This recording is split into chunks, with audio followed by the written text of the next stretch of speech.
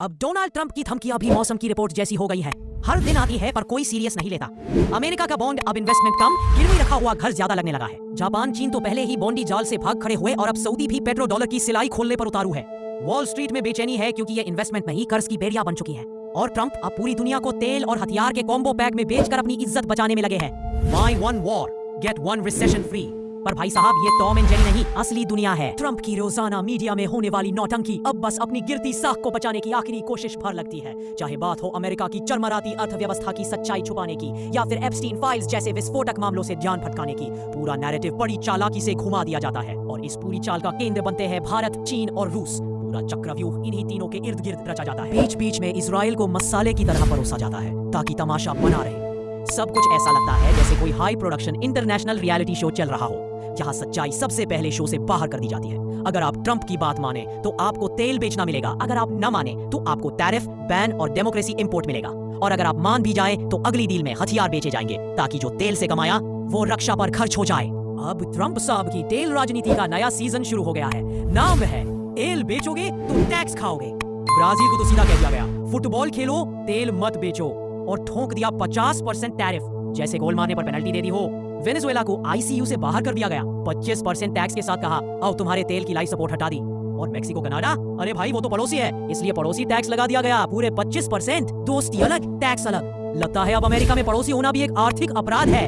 असल में अगर कहा जाए तो ट्रंप अमेरिका की नीति में वो किरदार हैं जिन्हें कूटनीति का भी नहीं आता। जो बात बंद कमरे में होनी चाहिए उसे वो खुले मंच से धमकी बनाकर उछाल देते हैं। ट्रंप ने अमेरिका के उस चेहरे से पर्दा हटा दिया है जिसे अब तक दुनिया लोकतंत्र का मसीहा समझती थी। अब तो हाल ये है कि उनके एजेंडे की ऐसी आदि चली है कि उसमें इलॉन मस्क जैसे रॉकेट मैन भी उड़ गए। इस साजिश के तहत मस्क की ईडी का धंधा डगमगा गया, साउथ अफ्रीका भेजने की धमकी मिल गई और हालत ऐसी हो गई कि मस्क को खुद कहना पड़ा, अब मैं थर्ड पार्टी हूँ लेकिन पार्टी मेरी ही चलेगी। और वहीं अफ्रीका में ऐसी उथल पुथल की स्थिति बना दी गई है कि तेल क्षेत्र अस्थिरता की आग में झुलस रहे हैं। अंगोला और अल्जीरिया की राजनीति ने हालात बिगाड़ दिए हैं और नाइजीरिया दबाव में है। वहीं अमेरिका दूर बैठकर अपनी रणनीति की माचिस जलाने में लगा है। ईयू की हालत भी ट्रंप ने ऐसी कर दी है, या युद्ध सामग्री खरीदो नहीं तो रक्षा समझौता भूल जाओ। क्योंकि ईयू का स्वाद पहले ही युद्ध की चिंगारी से बिगड़ चुका है। कर्ज इतना बढ़ चुका है कि अगर वो रूस के साथ युद्ध में उलझे रहे तो उनका पतन तय है, क्योंकि साधन सीमित है। रूस की तरह तेल से जीतना नामुमकिन है। इसी डर से अब वो भारत, चीन और ब्राजील पर प्रतिबंधों का डर फैलाने में लगे हैं, क्योंकि युद्ध में उन्होंने इतना पैसा झोंक दिया है कि कंगाली अब साफ दिखाई दे रही है।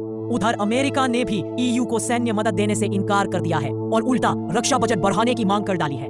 ईयू के पास अब सिर्फ 2 रास्ते बचे हैं, या तो अमेरिका से और हथियार खरीदो और खुद को कर्ज के खड्डे में और धकेलो, या फिर भारत और चीन पर दबाव डालकर रूस से सीज फायर करवाओ। लेकिन अगर ईयू भारत और चीन पर दबाव बनाता है तो अपना बिजनेस गंवाएगा, जिसका सीधा मतलब ईयू और कर्ज में और गहराई तक डूब जाएगा। साफ है इस वक्त सबसे बड़ा संकट ईयू के सिर पर मंडरा रहा।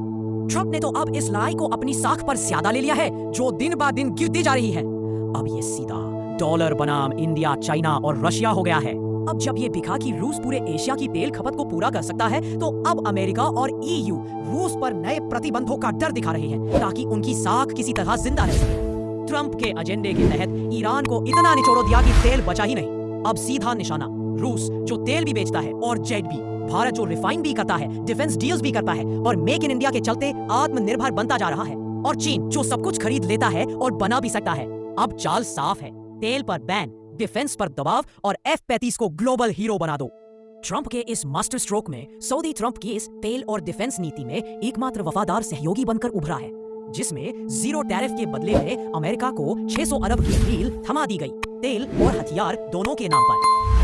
जहां बड़ी अर्थव्यवस्थाएं खुद गड़बड़ा रही है, वहीं पाकिस्तान और बांग्लादेश सोच रहे हैं कि वो अमेरिका या चीन के साथ मिलकर वर्ल्ड चेंज कर देंगे। अरे भैया, तुम तो उस स्टेज के एक्स्ट्रा हो, डायलॉग भी नहीं मिलेगा, बस ताली बजाओ और फंड मांगते रहो। ट्रंप की रोज की धमकियां अब सिर्फ ट्वीट नहीं, ग्लोबल इकोनॉमी के भूकंप बन चुकी है।